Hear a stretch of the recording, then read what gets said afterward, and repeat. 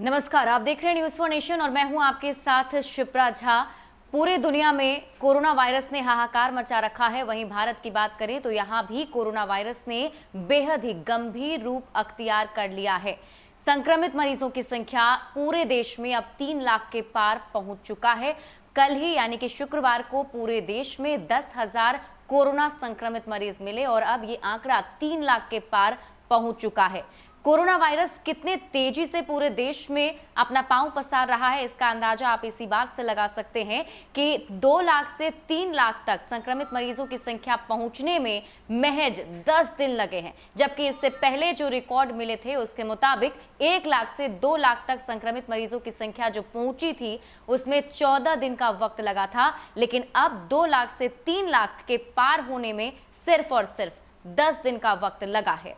स्वास्थ्य मंत्रालय से जारी आंकड़ों के मुताबिक कोरोना से संक्रमितों की तादाद बढ़कर 3,89,993 हो गई है। इनमें से अब तक 1,54,330 मरीज पूरी तरह ठीक हो चुके हैं, जबकि अभी एक्टिव मामले 1,45,779 है। इस महामारी से अब तक 8,884 लोगों की मौत हो चुकी है।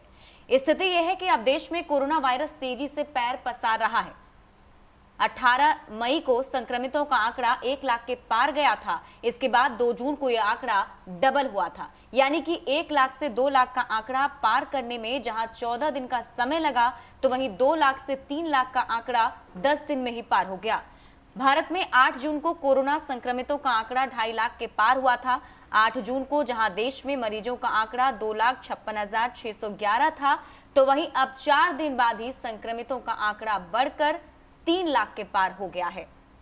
वहीं अगर बात बिहार की करें तो बिहार में शुक्रवार को 148 कोरोना संक्रमित मरीज मिले और अब ये आंकड़ा 6,096 पहुंच चुका है, यानी कि 6,000 के पार बिहार में भी संक्रमित मरीजों की संख्या हो चुकी है।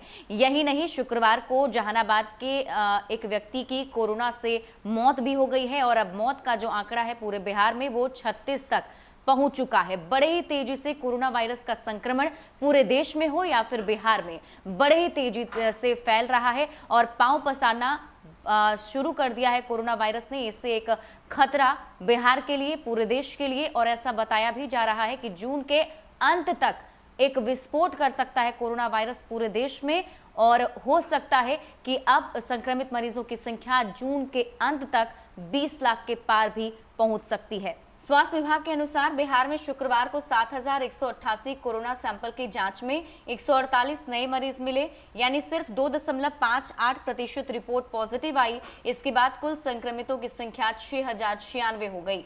इधर विगत 24 घंटे में और 230 मरीज महामारी को पराजित करने में सफल रहे। अब तक 3,316 संक्रमित बीमारी से मुक्त हुए हैं। शुक्रवार को जहानाबाद से एक व्यक्ति की मौत की सूचना भी है। वहीं राज्य के स्वास्थ्य सचिव लोकेश कुमार सिंह ने बताया कि शुक्रवार को 31 जिलों से 148 संक्रमित मरीज मिले। इनमें से पटना से 5 संक्रमित थे।